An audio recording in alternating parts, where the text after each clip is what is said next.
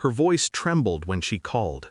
Not the usual tremor, the playful, half-drunken laugh she used when she wanted to sound innocent after crossing a line. No, this was different. This one came wrapped in panic. "Did you send something to my office?" I let the silence stretch, the sound of her breath pushing through the phone. The small gasp when she realized I wasn't going to fill the void for her. Then, finally, I said, "Yes, a thank you card, for your work husband." She didn't speak for a full 8 seconds. I counted them. Then, the click. The call ended. My thumb lingered on the phone screen, staring at the faint reflection of my face in black glass. Empty eyes. Controlled breathing. The HR email notification came to her phone 10 minutes later. I knew, because she always left her devices unguarded at home. Passwords I'd watched her type 100 times while pretending not to notice. The company took harassment claims seriously, especially when a married woman's husband mailed a gift card and a handwritten note to her male coworker, thanking him for keeping her well-fed and happy. By the time she came home that night, her smile was gone, and so was the lie we'd been living. It started with a joke. "Brian's been buying me lunch every day this week," she said, that teasing tilt in her voice, wine glass in hand. "My work husband spoils me. You need to step up." She said it like a test, like she wanted to see how far the joke could go before it cracked something open. I laughed, of course, the kind of laugh men give when they're deciding if it's worth the argument. But later, when she showered, I noticed the subtle differences. The perfume she wore now was new, not the one I bought her last Christmas. Something lighter, younger.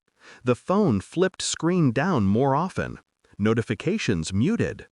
When I asked about her day, her words came rehearsed. Shallow, tidy sentences with no weight. Like she was describing someone else's life. And yet, I didn't confront. Not yet. I just watched. Listened. Took notes in my head like a detective piecing together a crime still in progress. The betrayal wasn't in what she said. It was in what she didn't. I learned that silence has a temperature. The colder it gets, the sharper your senses become. Every detail started meaning something. The lunches she claimed were just team outings. The lipstick stain on the rim of her travel mug, twice in one day, 2 shades slightly off. When she mentioned Brian, she used his name like punctuation, quick, casual, practiced, a filler word for guilt. So I played along. I encouraged her stories. I asked questions, smiled when she said his name. And while she talked, I searched. Phone bills, credit card statements, her email, one she thought I'd forgotten the password to. Nothing explicit. She was careful. Too careful. But there's always a thread, even if it's invisible. You just need patience to feel it tug. So I decided to pull. One night after she fell asleep, I checked her location history. A sushi place downtown, 3 visits in 2 weeks.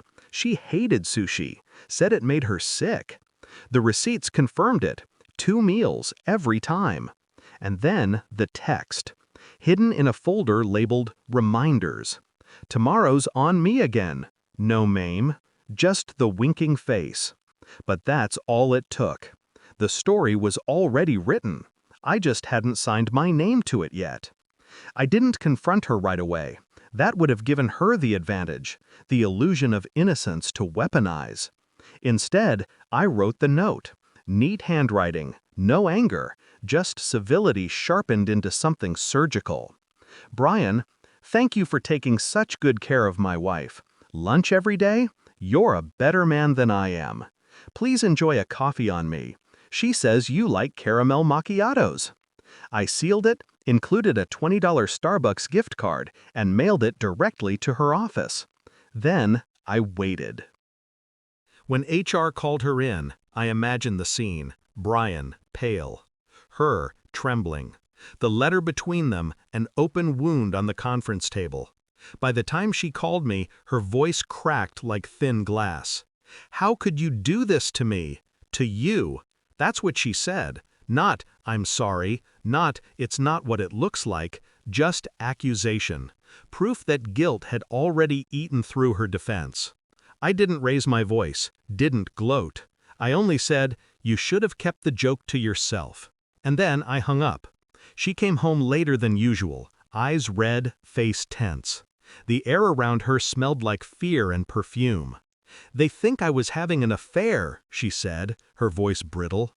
"Were you?" Her lips parted, then closed, then parted again. The silence answered for her. I set the HR letter on the counter. She glanced down, her name highlighted, her work husband listed as a witness to an inappropriate gift sent by a third party. She reached for it. I moved it away. "You wanted attention," I said quietly. "Now you have it." She tried to cry, but the tears didn't come, only shallow breaths and guilt. I turned and poured myself a drink. The ice cracked as it hit the glass, loud in the silence between us. "This wasn't revenge," I said, though maybe it was. "It was a mirror." She whispered, "You've ruined everything." I looked at her then, really looked. The woman who once made me believe in something real, now standing like a stranger caught in her own trap. "No," I said, "you did." I slept soundly that night. Not peacefully, but soundly. The kind of sleep that comes after a long, necessary amputation. She moved out 3 days later. HR reassigned Brian to another department. I didn't care where. The card was still in my desk drawer, the copy I'd made before mailing it. A reminder of precision, of control.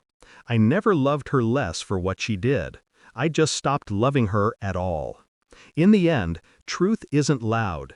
It doesn't shout or demand. It just waits. And when it arrives, it ruins quietly.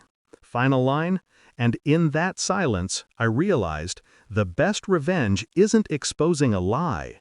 It's letting the liar live inside it.